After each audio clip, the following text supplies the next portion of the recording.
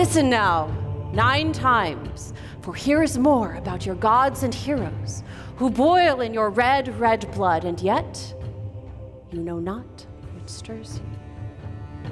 My name is Casey Schisler. I was born here in Portland, Oregon, where I still live.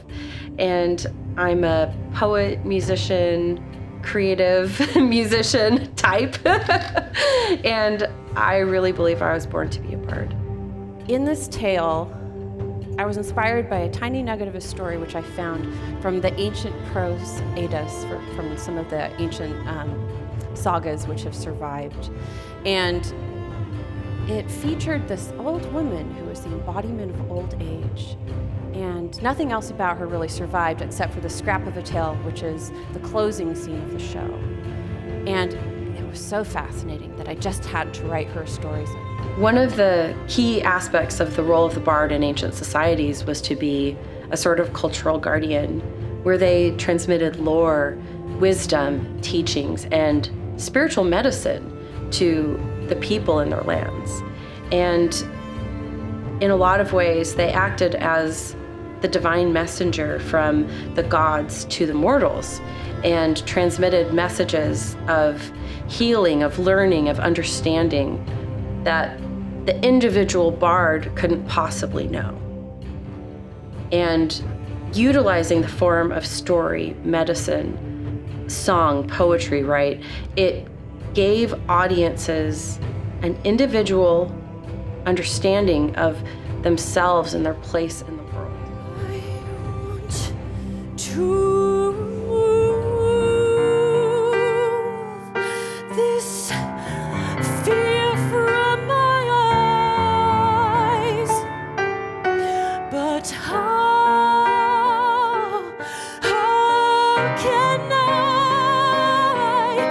I see without... It's a lost art form that I'm doing my part to revive. And bardic storytelling, to me, utilizes the divine triad of poetry, song, and story. And in doing so, it really elevates the experience with a unique magic that's so much greater than the sum of its parts. What is this great tree I speak of? It's known across cultures all over the world. To the ancient Norse, the great world tree, Yggdrasil, not only spanned the heavens, the earth, and the underworld, but it also spanned many different dimensions. Each person who listens to a mythological tale as told by a bard may take something very different away from it, because the individual needs of the listener guides the way in which a bard tells a story, if the bard is doing their job right. And so that's why when I tell the stories to my audiences, the story changes every time. Because if I'm doing my job right, I'm listening to the energies in the room and the energy of something much bigger than me to tell the story in a way that serves the people in the room.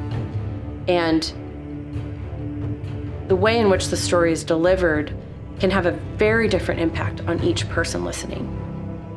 One person may be reminded of their favorite childhood toy. One person may be reminded of their friend who died 10 years ago. One person might say, I feel a little bit more beautiful.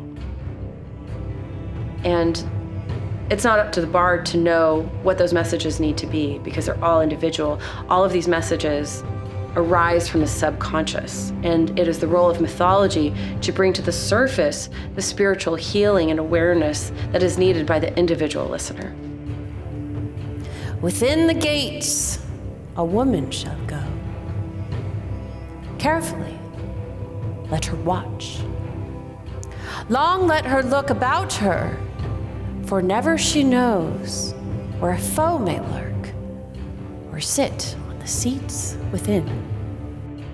My goals for this show include being able to take it on the road to various Nordic cultural centers in the United States, but it's certainly not limited just to those cultural centers. I think that audiences with a variety of backgrounds will still benefit from the power of mythology. Its medicine is not restricted only to those of a Nordic background. And I think that there's a lot of value for audiences all over the place with this type of storytelling. And so I would love to take it to perhaps do a run as a play in a playhouse. I would love to take it maybe to festivals. There's a lot of applications that this type of storytelling can be applied to. When Loki reached for the blue fire, rejected was his hand.